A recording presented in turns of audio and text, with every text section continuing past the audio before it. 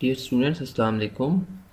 आज से हम डेटाबेसेस चैप्टर 1 स्टार्ट करने जा रहे हैं। और आपको पता है कि आपका जो सेकंड ईयर का पोर्शन है वो 66% जो था, जो आपका गालिबन 60% अगर सी है तो 40% आपका डेटाबेसेस है। तो डेटाबेसेस की भी अपनी वेटेज है, इसको आपने इग्नोर नहीं करना। आप अगर प्रोग्रामिंग अगर सीख रहे हैं तो आपको साथ साथ डेटाबेसेस भी करना है, और अगर अच्छे मार्क्स लाने हैं तो डेटाबेसेस भी ज़रूरी है। और इसकी थ्योरी है बेसिकली, ठीक है, थोड़ा सा कॉन्सेप्ट है। अगर आप ये कर लेते हैं कवर तो आपके लिए बड़ी आसानी हो जाएगी, कोई मसला नहीं होगा, इतना मुश्किल नहीं है। सबसे पहले तो ये बेटा चैप्टर 1 है आपका आईटी सीरीज़ की बुक से, और डेटा बेसिक्स इसका नाम है। डेटा इन्फॉर्मेशन आपने पहले भी स्टडी किया, डेटा इन्फॉर्मेशन में क्या फ़र्क है। इनफैक्ट डाटा आपका रॉ डाटा होता है जिसे आप कलेक्ट करते हैं, सर्वे करते हैं। मार्केट का सर्वे किया आपने, डाटा इनिशियल फॉर्म में जो कलेक्ट किया बिल्कुल रॉ फॉर्म है, ठीक है, फैक्ट्स एंड फिगर्स की, तो वो कहलाएगा आपका सिंपल डाटा। और जब आप उसको प्रोसेस करते हैं, किसी टूल से गुजारते हैं, एक प्रोसेस से गुजार कर जब वो किसी फॉर्म में पहुंचता है तो वो कहलाती है इन्फॉर्मेशन। और फिर इन्फॉर्मेशन आपकी प्रेजेंटेबल होती है, किसी के सामने आप रख सकते हैं उसको। एक समराइज्ड फॉर्म होती है, एक अच्छी फॉर्म होती है, और फिर इसे आप किसी अपने मैनेजर के सामने, अपने जो डायरेक्टर्स हैं उनके सामने प्रेजेंट कर सकते हैं, क्योंकि डाटा तो बहुत सारा होता है, ठीक है। इसकी मैं सादा सा एग्जांपल दूंगा। आपका जो क्लास का अगर मैं क्विज़ लेता हूँ, ठीक है, और फिर काफ़ी सारे बच्चे हैं, कुछ ने ज़्यादा मार्क्स लिए, कुछ ने एवरेज लिए, कुछ ने कम मार्क्स लिए। तो अगर मैं उसकी एक मीन उसका अगर मैं एवरेज निकालता हूँ, उसका एक मीन निकाल लेता हूँ, अरिथमेटिक मीन, तो वो अगर एक सिंपल फिगर होगा जो मैं उनके सामने रखूँगा तो ये इजी होगा उनके लिए क्लास के लेवल को अंडरस्टैंड करना। तो इस तरह से जो वो ये कहलाएगी इंफॉर्मेशन, समराइज्ड फॉर्म में होती है। तो डाटा और इंफॉर्मेशन में ये डिफरेंस है। ज़रा इसको रीड भी कर लेते हैं। Data is a collection of facts and figure related to an object. कोई भी ऑब्जेक्ट अगर हो तो ऑब्जेक्ट हम कहते हैं ऐसी चीज़ जिसके मुतलिक कोई भी डाटा हो सकता है, पाया जा सकता है। फॉर एग्जांपल दुनिया की कोई भी आप ऑब्जेक्ट फिज़िकल फॉर्म में है, या इवन फिज़िकल फॉर्म में नहीं भी है ना, वो भी कुछ ना कुछ डाटा कैरी कर सकती है। हम आगे आगे देखेंगे कि कौन सी फिज़िकल चीज़ें हैं। फॉर एग्जांपल एक पेन है, मार्कर है, ये फिज़िकल ऑब्जेक्ट है, ठीक है। इसी तरह से कुछ ऐसे फिर ऐसे कुछ ऑब्जेक्ट्स होते हैं जो फॉर एग्जांपल हम जो कि फ़िज़िकल नहीं होते, कुछ ऐसी होती हैं। फॉर एग्जांपल मैं अगर परचेज़ करता हूँ, सेल करता हूँ, ठीक है, एक ट्रांजैक्शन हुई है, वो भी कुछ ना कुछ इन्फॉर्मेशन कैरी कर रही है, कोई डाटा से रिलेटेड होता है। फॉर एग्जांपल वो ट्रांजैक्शन किस डेट में हुई, वो ट्रांजैक्शन कितनी अमाउंट की थी, ठीक है। तो वो फिज़िकल चीज़ तो नहीं है, लेकिन वो भी एक ऑब्जेक्ट है और कुछ ना कुछ उससे रिलेटेड डाटा जनरेट हो रहा होता। तो डाटा जो है, यहाँ पर जो मुराद है, data is a collection of facts and figures.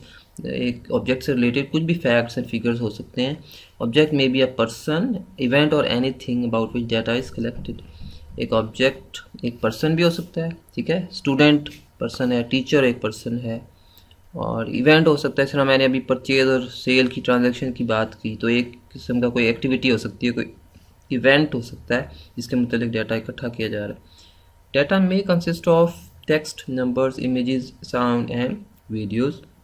Data आपको पता है कि बहुत सारी डिफरेंट फॉर्म्स में होता है। टेक्स्ट, सादा टेक्स्ट, नंबर्स, इमेजेस, आपकी ऑडियो हो सकती है, वीडियो, या जितना मल्टीमीडिया, ये सारी इस में चीज़ें मल्टीमीडिया में कवर हो रही है ना, आपकी वीडियो, एनिमेशन, डाटा, इमेजेस, तो ये सब टेक्स्ट भी। तो ये आपका होता है डाटा, और इसको फिर प्रोसेस किया जाता है और फिर ये आपकी इंफॉर्मेशन की बुनियाद बनता है। Data is important for organization, can be use, obviously ये फिर आपकी ऑर्गेनाइजेशन यूज़ करती है, और एक ऑर्गेनाइजेशन का इनफैक्ट एक एसेट होता है। तो एक जो सब आप ये समझ लें, जो असल एसेट है ना किसी भी ऑर्गेनाइजेशन का, वो उसका डाटा है। कि अगर वो डाटा किसी कंपेटिटर के, उनके जो कंपेटिटर्स के हाथ लग जाए तो वो फिर उनके लिए फिर नुकसानदेह हो सकता है, या वो एज ले सकते हैं जो उनके कंपेटिटर्स होते हैं। तो इसलिए डाटा को प्रोटेक्ट करना बड़ा ज़रूरी होता है, फिज़िकली भी और सॉफ्टवेयर के ज़रिए सिक्योरिटीज़ अप्लाई करके। तो मैनेजर्स इसको यूज़ करते हैं अपनी सक्सेसफुल ऑपरेशंस मैनेजमेंट के लिए।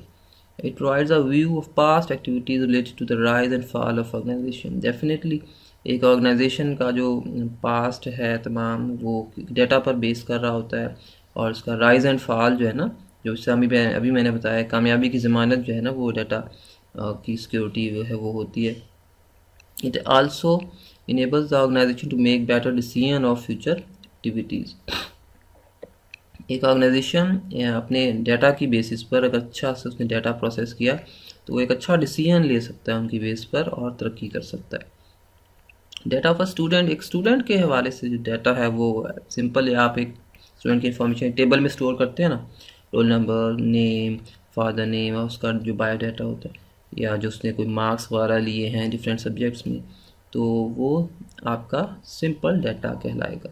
The purpose of collecting this data is to maintain the record of student during, यानी आप उसका जो डाटा कलेक्ट करते हैं तो हमारा मकसद ये होता है कि उसको मेंटेन किया जाए, इसके रिकॉर्ड को एक सेशन के दौरान, और जब आप उस तमाम डाटा को प्रोसेस करते हैं, ठीक है, तो वो फिर इंफॉर्मेशन बन जाती है। फॉर एग्जांपल मैंने अभी क्विज़ की एग्जांपल ली, या मैंने आपका कोई एग्ज़ाम लिया, तो वो काफ़ी सारा डाटा जब मेरे पास इकट्ठा हो गया तो मैंने उसको प्रोसेस किया, और वो फिर वो जो चीज़ है ना इन्फॉर्मेशन बन जाएगी, और मीनिंगफुल होती है इन्फॉर्मेशन, कुछ मायने रखती है। किसके लिए? जो आपके मैनेजर्स होते हैं, जिन्होंने डिसीजन लेना होता है, उन्होंने उनके सामने कोई मीनिंगफुल चीज़ आनी चाहिए ना, तो इसलिए फिर उसको इन्फॉर्मेशन में कन्वर्ट करना, प्रोसेस करना डाटा को ज़रूरी है। और प्रोसेसिंग आप जो है ना कुछ टूल्स के ज़रिए से करते हैं। Tools for example standard division एक टूल है, अरे एवरेज या अरिथमेटिक मीन एक टूल है। आपने मैथमेटिक्स में पढ़े, आपने स्टैटिस्टिक्स में कुछ टूल्स पढ़े होंगे, मॉड, मीडियन, टूल्स है ना ये सब। तो ये डाटा को प्रोसेस करते हैं और आपके सामने एक इंफॉर्मेशन को जो है वो प्रोसेस करके ले आते हैं। The data of the students can process to produce useful information such as total marks and grade. Yes, तो स्टूडेंट का डाटा आप इस तरह से उसका ग्रेड जो है वो कंप्यूट कर सकते हैं, और वो जो ग्रेड है वो फिर आपका क्या बताएगा कि वो कोई इंफॉर्मेशन है, वो ग्रेड जो है ना कुछ बता रहा है किसी दूसरे के लिए कोई मीनिंगफुल चीज़ है। It can be processed find the number of pass and failed students. जाहिर है कि इस तरह से आप एक इंफॉर्मेशन बना सकते हैं कि कितने बच्चे पास हैं और कितने बच्चे फेल हैं।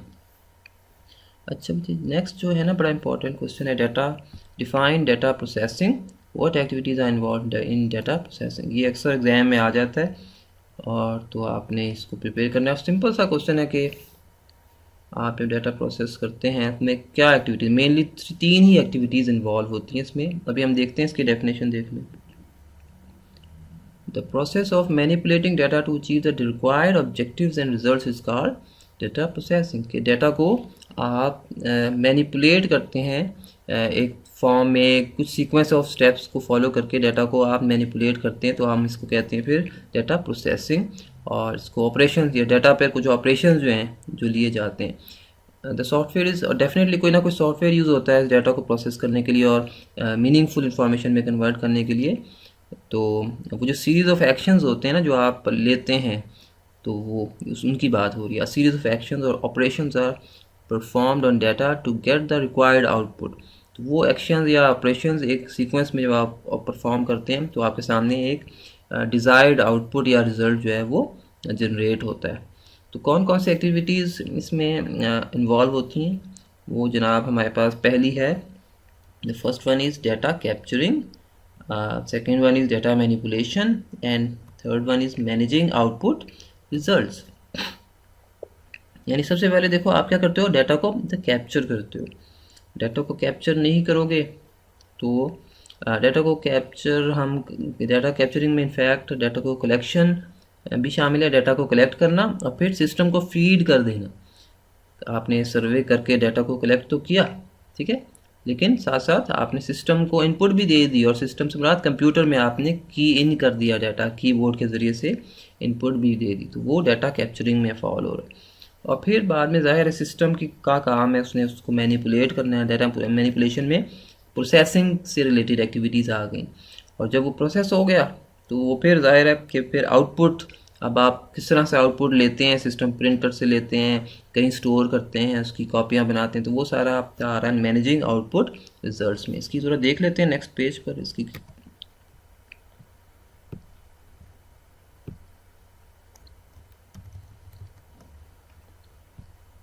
देखिए डाटा कैप्चरिंग में सिंपली आप डाटा कैप्चर करते हैं, वही चीज़ यहाँ पर लिखी हुई है। Process of recording the data in some form, किसी भी फॉर्म में आप डाटा को जो रिकॉर्ड करते हैं कैप्चर और सिस्टम को फीड करते हैं, वो data may be recorded as on source document, data can be also be given directly to the computer through, यानी आप उसको सोर्स डॉक्यूमेंट्स से डायरेक्टली कंप्यूटर को फीड कर देते हैं using input devices. Data manipulation में फिर ज़ाहिर सिस्टम का काम होता है कि वो उसको किस तरह से हैंडल करता है, किस तरह से उसको प्रोसेस करता है, डिफरेंट कैटेगरीज़ में उसको क्लासीफाई करता है, कैटेगरीज़ बनाकर भाई ये डाटा जो है सेकंड ईयर का है, ये बच्चों का डाटा थर्ड ईयर का है, या ये फोर्थ ईयर का है, उस तरह से ग्रुप्स में डिवाइड कर सकता है। तो वो हम इसको कहते हैं क्लासिफिकेशन। तो ये डाटा मैनिपुलेशन का एक पार्ट है। The process of organizing data into classes or groups is called classifying. For example, college में जिस तरह ग्रुप्स बने होते हैं, वही एग्जांपल बता रहा है कि डिफरेंट तरह के डाटा के बच्चों के ग्रुप्स जो हैं या टीचर्स के जो ग्रुप्स हैं वो आपके क्लासिफिकेशन को शो कर रहे होते हैं। Calculation, process of applying arithmetic operations on data is called calculation. कि आप डिफरेंट तरह के अरिथमेटिक ऑपरेशंस परफॉर्म कर सकते हैं डाटा पर, तो वो कैलकुलेशन में फॉल कर रहा है। और यही तरह अरिथमेटिक ऑपरेशन यही होते हैं ना, जमा तफरीक ज़रब तकसीम। तो मार्क्स हैं फॉर एग्जांपल, उनको ऐड करना और ग्रेड की कैलकुलेशन करना, तो सारे आपके कैलकुलेशन में आ रहे हैं। सॉर्टिंग क्या होती है जी? सॉर्टिंग होती है आपकी एक ऑर्डर में लाना, डाटा को असेंडिंग ऑर्डर में लाना या डिसेंडिंग ऑर्डर में लाना न्यूमेरिकली। फॉर एग्जांपल, अगर एक टेबल में मेरे पास स्टूडेंट्स हैं, ठीक है, अगर उन सबको मैंने एक ऑर्डर में ले आया असेंडिंग ऑर्डर में, नेम के लिहाज से या रोल नंबर के लिहाज से, तो वो डाटा फिर सॉर्ट हो जाएगा, वो एक फॉर्म में एक तरतीब से आ जाएगा। राइट जी। उसके बाद summarising, the process of reducing a large amount of data in a more concise and usable form is called summarising. कि आपके पास बल्क ऑफ डाटा होता है, बहुत सारा डाटा होता है ज़ाहिर है, और तो उसको बेहतर होता है कि आप उसको, यानी जब आपने उसको कैलकुलेट कर लिया, प्रोसेस कर लिया, तो वो समराइज फॉर्म में आपके सामने आ गया। और फिर वो जिस तरह कितने बच्चे पास थे, कितने बच्चे फेल हैं, तो वो एक समराइज इन्फॉर्मेशन आपके सामने आ गई, और इसको फिर आप प्रेजेंट कर सकते हैं किसी के भी सामने। तो नेक्स्ट काम जो है ना प्रोसेसिंग के बाद क्या है, आउटपुट आपने इसको हैंडल करना है, और उसमें फिर आप कहीं स्टोर कर सकते हैं उसको, या आप उसको कहीं कम्युनिकेट कर सकते हैं, या उसको अच्छी जगह पर रिट्रीव कर सकते हैं। कि उसकी फॉर्म, रिट्रीवल की एक फॉर्म, फॉर एग्जांपल आप ग्राफ्स की फॉर्म में, रिपोर्ट्स की फॉर्म में, चार्ट्स की फॉर्म में उसको शो करवा सकते हैं। ज़रा देखते हैं storage. The process of retaining data for future use is called data storage. कि आप फ्यूचर में कहीं यूज़ करने के लिए आप उसको प्रॉपर जगह पर स्टोर कर लेते हैं, उसको उसके बैकअप्स आप क्रिएट कर लेते हैं डिफरेंट मैग्नेटिक टेप्स पर या हार्ड डिस्क पर। रिट्रीवल, रिट्रीवल कहते हैं कि किस फॉर्म में आप डाटा को जो है वो गेट कर रहे हैं। और द प्रोसेस ऑफ असेसिंग और fetching the store data is called data retrieval. कि डाटा को निकालना, असल में हासिल करना, डाटा को असल रिक्वायर्ड फॉर्म में हासिल करना जो है डाटा रिट्रीवल है। और जब आपको ज़रूरत पड़े फ़ौरन से आपको डाटा मुहैया हो जाए, यही कंप्यूटर का फ़ायदा है। अगर कंप्यूटर बहुत टाइम लगा रहा है, वक्त पर आपको डाटा डिलीवर नहीं कर रहा, तो फिर कंप्यूटर का कोई फ़ायदा नहीं है। कंप्यूटर का फ़ायदा तब है जब आपको ज़रूरत पड़े डाटा, रिक्वायर्ड डाटा की, वो उसी वक्त, जैसे आपने क्यूरी लिखी और आपने एंटर प्रेस किया और उसने चंद सेकंड में आपको मतलूबा रिकॉर्ड जो है वो दस्तयाब कर दिया। तो ये the retrieved data can be displayed in different form. ज़ाहिर है कि जो डाटा आपके पास आता है वो किसी अच्छी फॉर्म में आ सकता है, ताकि वो रिपोर्ट्स की फॉर्म में अगर हो, ग्राफ्स की फॉर्म में, चार्ट्स की फॉर्म में, तो ज़रा उसको समझना भी आसान होता है। तो किसी भी वक्त आप फॉर एग्ज़ाम्पल स्टूडेंट का जो रिज़ल्ट कार्ड है उस डेटाबेस से आप निकाल सकते हैं, अगर आप उसको क्यूरी लिखें उस स्टूडेंट के हवाले से। नेक्स्ट है जनाब कम्युनिकेशन। डाटा आपको मिल गया, ठीक है, अब आपने उसको कहीं पर भी आप उसको ट्रांसफ़र कर सकते हैं, एक लोकेशन से दूसरी लोकेशन पर आप उसको अपलोड कर सकते हैं या आप किसी को इंटरनेट पर ही ईमेल कर सकते हैं। ठीक है, तो आप इस चैनल को यूज़ करते हुए डाटा को टेलीकॉम के ज़रिए से कम्युनिकेट करवा सकते हैं। रिप्रोडक्शन, इनफैक्ट आप अपने डाटा की मल्टीपल कॉपीज़ जनरेट करवा सकते हैं और इसको रिप्रोग्राफी भी कहते हैं। गालिबन यहाँ पर एक यूज़ नहीं हुआ, लेकिन कुछ बुक्स में इसको कहा गया रिप्रोग्राफी के नाम से भी।